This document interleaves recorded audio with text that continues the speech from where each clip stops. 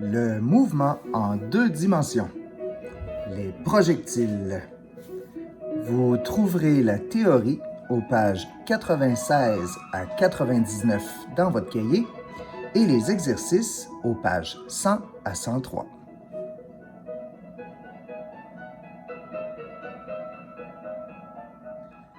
Imaginons un véhicule qui arrive à toute allure sur le bord d'un précipice. On a déjà remarqué que lorsque le véhicule quitte le sol, son mouvement décrira une parabole. Attardons-nous aux conditions initiales du mouvement. Premièrement, puisque notre véhicule arrivait à toute allure sur l'axe des X, donc horizontalement, on sait que lorsqu'il va quitter le sol, il aura déjà un mouvement d'inscrit où ce mouvement possédera une vitesse initiale en X. Puisque les roues n'étant plus au sol, aucune poussée, aucune force peut être donnée sur notre véhicule à partir de cet instant, ce qui fait que la vitesse qu'on lui a donnée en X n'accélérera pas et, dans le cas où on considère l'air inexistante, ne ralentira pas non plus. Ce qui veut dire que son mouvement pourrait continuer en X comme si c'était un mouvement rectiligne uniforme, de la même manière que nous avons déjà étudié dans une vidéo précédente. Cependant, puisqu'il n'y a plus de sol sous notre véhicule, on sait très bien que le véhicule va vouloir se diriger vers le bas. En sachant que ce qui tire vers le bas est la force gravitationnelle, on sait que le véhicule tombera à cause de cette même gravité. Ayant déjà étudié la chute libre dans une vidéo précédente, on sait que l'accélération que notre véhicule subira pour tomber sera l'accélération gravitationnelle, soit G, à moins 9,8 mètres par seconde carré. Puisque cette accélération est constante, on se retrouve en Y en ayant l'équivalent d'un mouvement rectiligne uniformément accéléré. Nous allons donc étudier le mouvement de notre véhicule en deux dimensions, soit en X et en Y. Comme nous l'avons observé au début, on n'a aucune accélération en X. C'est la raison pourquoi on va étudier le mouvement rectiligne uniforme en X, mais nous avons l'accélération gravitationnelle en Y, d'où le fait que nous allons étudier la composante Y du mouvement en mouvement rectiligne uniformément accéléré. Étudions tout d'abord nos conditions initiales. En X, nous savons que notre véhicule a sa position initiale, soit x0, et possède aussi sa vitesse initiale, v0. Puisqu'en X, on a dit que c'était un mouvement rectiligne uniforme, v0 sera toujours le même, donc la vitesse initiale et la vitesse finale sera toujours la même, donc on peut parler de vx. En Y, nous possédons aussi la position initiale, soit y0, et aussi nous possédons une vitesse initiale en Y qui, elle, est nulle, car le véhicule s'en allait horizontalement. De plus, puisqu'il est en chute libre, il possède aussi une accélération en Y qui est G, soit moins 9,8 mètres par seconde au carré. À la fin de notre mouvement, lorsque le véhicule sera rendu en bas,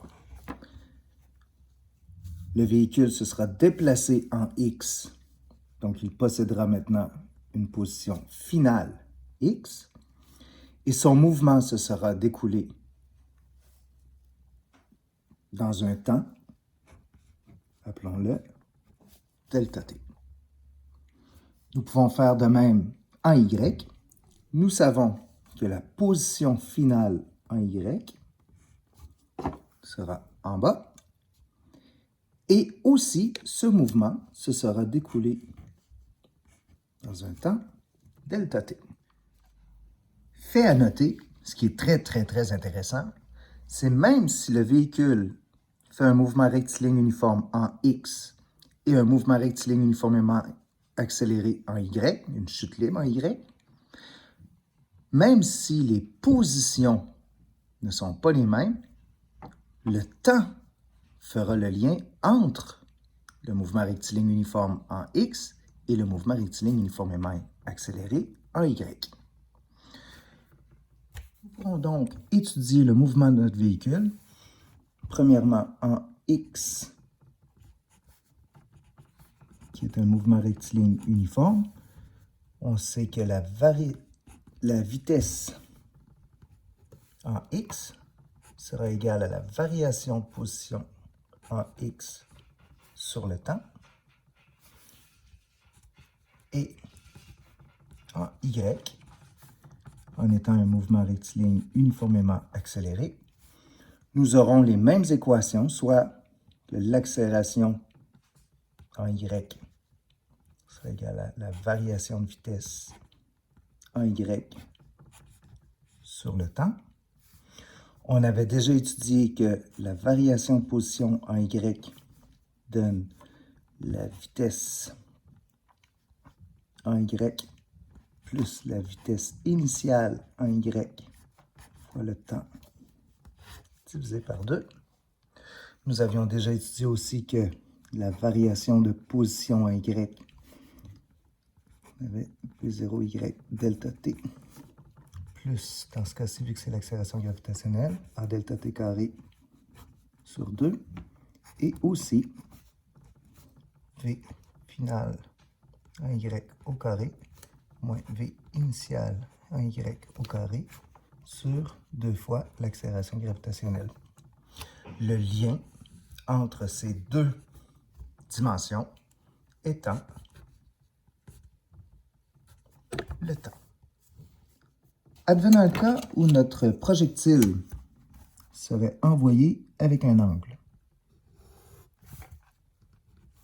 Donc, j'aurais une vitesse initiale de mon projectile ainsi qu'un angle θ. On pourrait décrire la vitesse initiale en x comme étant la norme de la vitesse initiale multipliée par le cosinus de son angle, et la vitesse initiale en y comme étant la norme de la vitesse initiale multipliée par le sinus de l'angle. Comme la vitesse initiale et la vitesse finale en x restent la même, puisque nous sommes en mouvement rectiligne uniforme, nous pourrions décrire cette vitesse initiale en x comme étant tout simplement la vitesse en x. Nous pourrions aussi décrire la vitesse, notre vecteur, comme étant V0 cos θ, V0 sin θ. Je vous rappelle que cette vidéo est un complément à votre cahier. Donc, le mouvement en 2 dimensions sur les projectiles, votre théorie se retrouve aux pages 96 à 99 et vous pouvez faire les exercices des pages 100 à 103.